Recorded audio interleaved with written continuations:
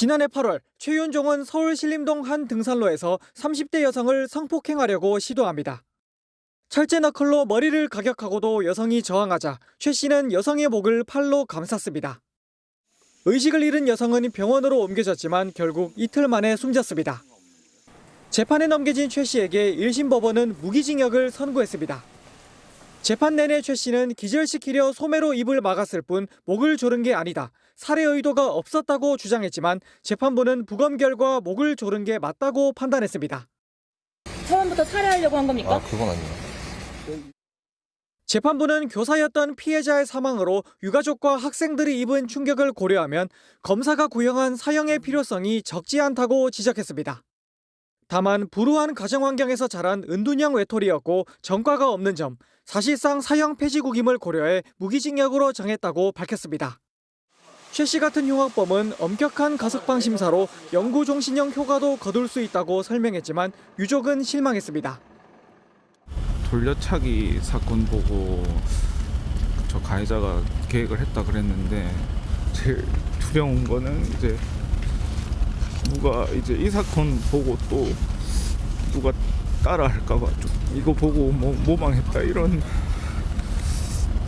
일이 생길까 그게. 법정을 찾은 교원단체와 동료 교사들은 피해자를 순직으로 인정해줘야 한다고 입을 모았습니다.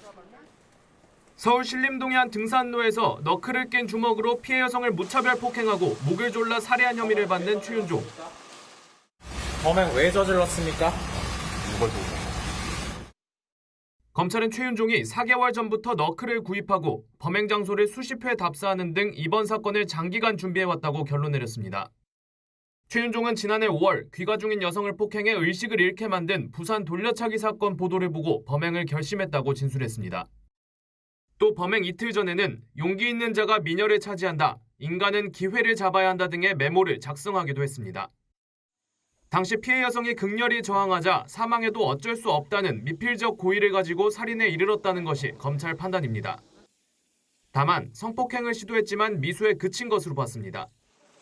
사건 당시 현장에 출동한 경찰관이 피해 여성에게 심폐소생술을 하는 중에도 갈증 해소를 위해 반복해 물을 요구한 정황도 확인됐습니다.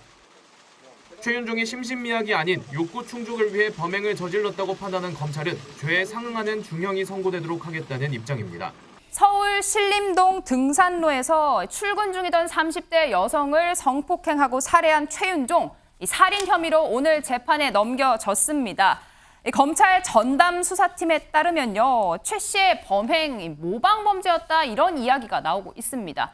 김 변호사님, 어떤 사건입니까?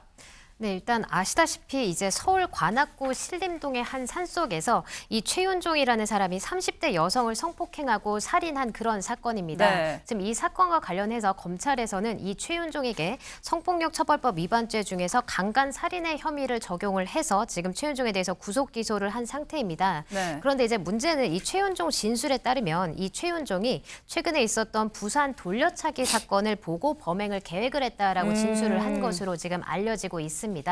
그러니까 이 최윤종 같은 경우에는 인터넷으로 이제 네. 성범죄 관련 기사를 보고 나서 이 범행부로부터 한 4개월 전에 그 이제 구입을 이제 그 흉기인 거죠. 그러니까 그 범행 도구를 이제 실제로 구입을 했던 것이고, 네. 그리고 나서 이제 수차례 지금 범행 장소로 물색을 하면서 등산로를 굉장히 여러 차례 이제 탐방을 했다는 수십 겁니다. 번을 왔다 갔다고 하더라고요. 그렇죠. 그러니까 이제 정말 이것은 이제 계획범죄다라고 이제 검찰에서는 보고 있는 것이고요.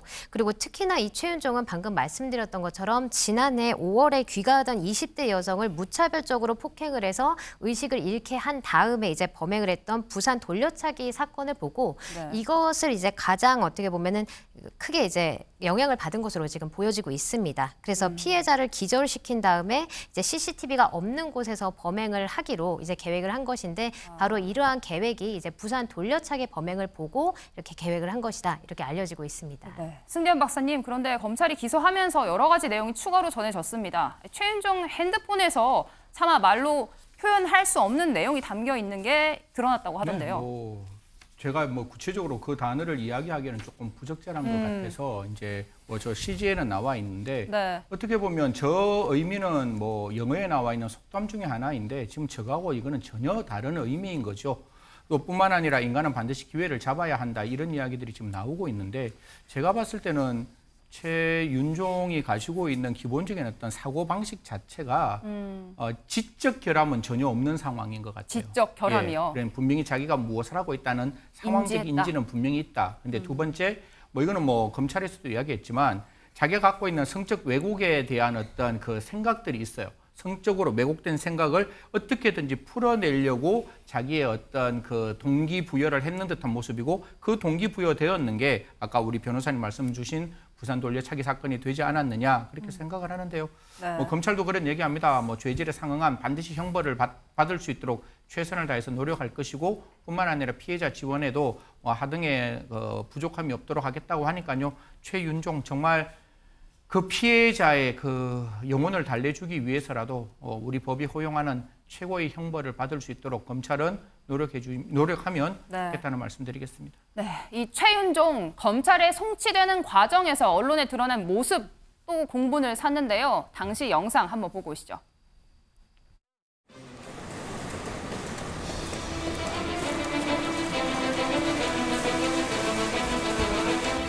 범행 왜 저질렀습니까? 우발적으로 저질렀다고요? 저도 모르겠어요. 처음부터 살해하려고 한 겁니까? 그건 아니에요. 피해자 결국 사망했는데 하실 말씀 없으십니까? 죄송하고 계단 좀 하세요. 언제부터 범행 계획했습니까? 그건 잘 모르겠어요. 네, 말로는 죄송하다고 합니다. 우발적이라고 이야기를 했지만 오늘 드러난 사실을 보면은 수십 번 이곳을 돌면서 범행을 계획했다, 이런 정황이 드러나고 있거든요. 승재훈 박사님, 또 이 사건 현장에서 경찰이 피해자에게 CPR을 하는 과정에서 이 범인이 옆에서 했던 발언이 또 확인이 됐습니다. 어떤 내용인가요? 사실 피해자가 생명이 진짜 위급한 상태에서 우리가 하는 게 CPR이잖아요. 네. CPR은 사람을 살리기 위해서 그 갈비뼈가 부러짐을 각오하고 심장에 마사지를 하는 그 절박한 순간인데, 옆에 앉아서 이런 얘기했답니다. 나 목이 너무 마르다고. 나 갈증이 난다고. 이 말은 무슨 말인가 하면 피해자에 대한 연민은 단 하나도 없다는 거예요.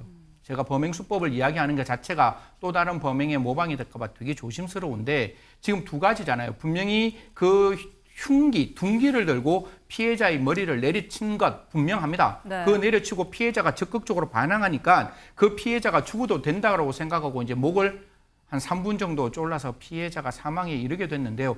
그거를 자기가 직접 했잖아요. 했는데 그 피해자를 살리기 위한 구급대원 옆에서 내가 목마르다라고 이야기하는 것, 그리고 지금 나갈 때 봤잖아요. 바깥에 기자들이 있으니까 우와라고 이야기하는 거는 지금 자기가 무슨 범죄를 저지르고 피해자에게 어떤 행동을 했는지 전혀 양심의 가책이 없는 행동으로 저는 보이고 있습니다. 그렇기 때문에 진짜 법원에서도 이런 어떤, 저는 괴물이라고 말씀드리겠습니다. 이런 괴물에게 어떠한 개정의 여지도 없다는 걸 좀 확인하고 제대로 된 엄벌이 조금 내려졌으면 좋겠다는 말씀 드리겠습니다. 네, 사실 저희도 여러 번 이 소식을 전해 들었는데요. 좀 우려되는 부분이, 지금 최 씨가 한 사건 보도된 걸 보고 뭔가 모방했다라는 취지의 진술을 했다라고 합니다. 이번 신림동 사건도 또 다른 범죄, 뭔가 모방 범죄 트리거가 되는 게 아니냐, 이런 우려도 나오는 상황인데요. 그래서 제가 나올 때마다 뭐 패널로 나오면서 우리 방송에 대해서 제가 쓴소리를 조금 하고 있는데요. 굉장히 보도를 할 때 좀 중립적으로 했으면 좋겠습니다. 제가 패널로 나와서 이야기할 때 어떤 둔기라든가 장소라든가 범행의 어떤 수법 굉장히 두리뭉실하게 이야기하면 제가 댓글을 봅니다. 저 사람은 도대체 무엇을 알길래 이렇게 나와서 이야기를 하느냐라고 나오는데 그 얘기를 못할 수밖에 없는 거잖아요. 그게 우리 언론의 보도의 준칙이고, 어떤 범죄가 일어났을 때 물론 블로우 처리하면 국민들 입장에서는 굉장히 화가 나죠. 네. 어떻게 저 사람을 블로우 처리하느냐, 저 범행 당시에 저 상황을 어떻게 우리가 모르게 하느냐 라고 하더라도 그런 부분이 우리는 괜찮지만 또 다른 사람에게 범죄를 유발할 수 있는 상황을 만들어낼 수 있으니까요. 이런 부분에 대해서 조금 같이 신중하게 생각했으면 좋겠다는 말씀까지 함께 드리겠습니다. 신림동 성폭행 살인범 최윤종이 취재진을 보면서 짧은 탄성을 뱉습니다. 모자와 마스크 없이 맨 얼굴로 나온 최윤종은 피해자에게 죄송하다면서도 우발적인 범행이었다며 살해 고의성을 재차 부인했습니다. 범행 왜 저질렀습니까? 처음부터 살해하려고 한 겁니까? 그건 아니에요. 범행 계획 시점에 대한 질문에도 잘 모르겠다고 답했습니다. 경찰은 이달 최 씨가 살인과 살인 예고글 등에 관련된 기사를 집중 열람하고 넉 달 전에는 범행에 사용한 흉기인 너클이란 단어를 검색한 사실을 확인했습니다. 최윤종은 지난 21일 피해 여성의 사망 원인이 질식사라는 구두 소견이 나온 뒤 피해자의 목을 졸랐다고 시인했습니다. 경찰은 최윤종을 송치하면서 살인에 고의가 있다고 보고 강간치사가 아닌 강간살인 혐의를 적용했습니다. 사건을 넘겨받은 검찰은 4명의 전담 수사팀을 꾸려 최윤종의 살인 고의성 등을 밝히는 데 수사력을 집중할 예정입니다. 지난 17일 서울 신림동의 한 공원 등산로에서 처음 보는 여성을 성폭행한 뒤 살해한 30살 최윤종. 피해자한테 할 말 없으세요? 죄송합니다. 최 씨는 범행 현장에서 체포될 당시 경찰이 피해자의 목을 조른 적이 있냐고 묻자 부인했습니다. 하지만 지난 21일 피해자에 대한 부검 결과 목졸림으로 인한 질식사로 보인다는 1차 구두 소견이 나왔고 결국 최 씨는 경찰 조사에서 피해자의 목을 졸랐다고 자백했습니다. 앞서 피해자를 살해할 의도는 없었다고 했지만 결국 살인의 고의성을 인정한 겁니다. 검증 결과를 통해서 원인이 입증된 상황에서 더 이상 부정을 해봤자 좀 빠져나가기 어렵다는 것을 알고 좀 형량을 깎기 위한 의도가 아닌가. 또 최 씨가 범행 전 인터넷 포털 사이트에서 피해자에게 휘두른 흉기인 너클과 공연음란죄를 검색한 것으로 확인됐습니다. 경찰은 내일 최 씨를 검찰에 송치하고 살인 예고글을 올린 이들에 대한 형사처벌과 함께 별도 손해배상 책임도 물을 예정입니다. 시민단체들은 사건이 벌어진 등산로를 찾아 헌화하고 3km 떨어진 신림역까지 행진하며 숨진 피해자를 추모했습니다. 경찰이 유치장에 입감한 사람에게 제공하는 파란 옷을 입은 채 초췌한 모습으로 정면을 주시하는 남성. 지난 17일 대낮에 서울 신림동의 등산로에서 여성을 성폭행하고 살해한 30살 최윤종입니다. 서울경찰청 신상공개위원회는 피해의 중대성과 연이은 범죄에 따른 국민 불안 등을 고려해 최 씨의 신상을 공개한다고 밝혔습니다. 이번에 공개된 사진은 경찰청 범죄수사 규칙에 따라 피의자를 구속하면 찍는 머그샷입니다. 지난 2021년 전 여자친구의 어머니를 살해한 이석준에 이어 최윤종이 동의하면서 두 번째로 흉악범의 머그샷이 대중에 공개됐습니다. 신림동 흉기난동범 조선과 서현역 흉기난동범 최원종은 머그샷을 거부해 신분증 사진과 검거 당시 모습이 공개된 바 있습니다. 머그샷에 동의는 했지만 최 씨는 여전히 피해자를 살해할 의도는 없었다고 주장하고 있습니다. 사전에 너클 꼈던 거에 살해 의도 있으셨나요? 없었습니다.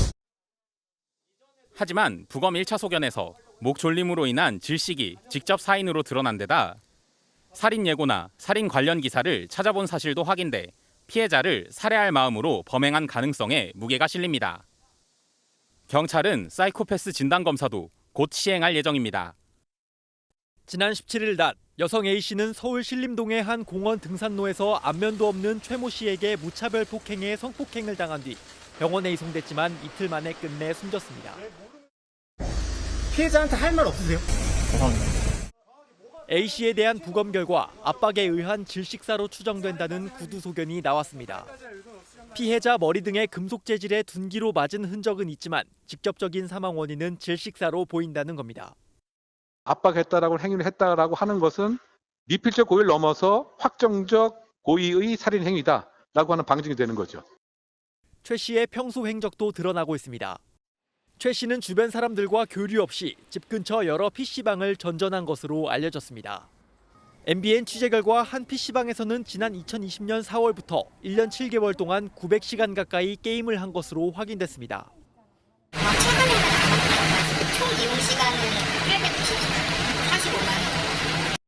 경찰은 모레 신상공개위원회를 열고 최 씨의 신상공개 여부를 결정할 방침입니다. 신림동 성폭행 피해 여성이 사망하자 경찰은 피의자 최 씨의 혐의를 강간살인 혐의로 변경하고 거짓말 탐지기 검사를 검토하고 있습니다. 최 씨는 경찰 조사에서 피해 여성을 성폭행할 의도만 있었지 살해할 의도는 없었다고 주장한 것으로 알려졌습니다. 경찰은 거짓말 탐지기로 최 씨 진술에 대한 진위를 확인해 살해 의도를 입증할 방침입니다. 최 씨는 지난 17일 서울 신림동 공원의 등산로에서 여성을 무차별로 때리고 성폭행한 혐의를 받습니다. 경찰은 최 씨에게 강간상해를 처음 적용한 뒤 살인 미수로 혐의를 바꾸는 도중 폭행당한 피해 여성이 숨지자 강간살인으로 변경했습니다. 법원은 어제 최 씨가 도망갈 위험이 있다고 보고 구속영장을 발부했습니다. 살해 의도 있으셨나요? 없었습니다. 범행 언제부터 계획했습니까? 경찰은 최 씨의 신상 공개를 위한 위원회를 열지 검토하고 있습니다. 또 정확한 사망 원인을 밝히기 위해 피해 여성에 대한 부검을 진행하기로 했습니다. 회색 반바지에 검은색 반팔 티셔츠를 입은 남성이 다세대 주택 사이 골목을 천천히 걸어 올라갑니다. 슬리퍼를 신고 손을 앞뒤로 크게 휘저으며 걷는 남성. 옷을 털어보기도 하고 사람이 지나가자 주위를 힐끗힐끗 둘러보기도 합니다. 뒤도 한 번씩 돌아보며 점점 위로 올라가더니 그렇게 1시간을 더 걸어 등산로로 진입합니다. 오전 11시 1분쯤 남성은 이곳 둘레길 입구에 도착했습니다. 이후 500여 미터를 더 걸어가 범행을 저지른 겁니다. 이후 11시 44분쯤 지나가던 등산객이 살려달라라는 비명을 듣고 경찰에 신고했는데 경찰은 이 40여 분 사이에 대상 물색에서 범행까지 이뤄진 것으로 추정하고 있습니다. 그리고 26분이 지난 이 야산에서 남성은 현행범으로 체포됐습니다. 안타깝게도 피해자는 병원으로 옮겨졌지만 위독한 상황입니다. 서울 신림동의 한 공원에서 여성을 무차별 폭행한 뒤 성폭행한 30대 남성 A씨. MBN 취재 결과 112 신고를 받고 출동한 경찰이 범행 장소를 탐문하는 데 도움이 된 건 등산로에 떨어진 피해자의 텀블러였습니다. 범행 현장에선 텀블러뿐 아니라 휴대전화와 모자도 찾았는데 모두 피해 여성의 것으로 확인됐습니다. 범행 현장에는 손가락에 끼우는 금속 재질의 둔기 2점도 발견됐는데 MBN 취재 결과 피의자 A씨는 가방에 넣어 가지고 왔다고 경찰에 진술했지만 경찰은 A씨가 실제 가방을 가져오지 않았는데도 오락가락 진술을 하는 것으로 보고 있습니다. 둔기는 성폭행 목적으로 지난 4월 인터넷으로 구매했고 실제로 폭행에 이용했다고 경찰에 진술했습니다. 남성은 평소 이곳 등산로를 자주 지나면서 근처에 CCTV가 없다는 것을 미리 알고 범행 장소로 골랐다고 경찰에 진술했습니다. A씨는 일정한 직업이 없으며 부모와 같이 거주하고 있는 것으로 전해집니다. 서울관악경찰서는 A씨에 대해 강간상해 혐의로 구속영장을 신청했습니다.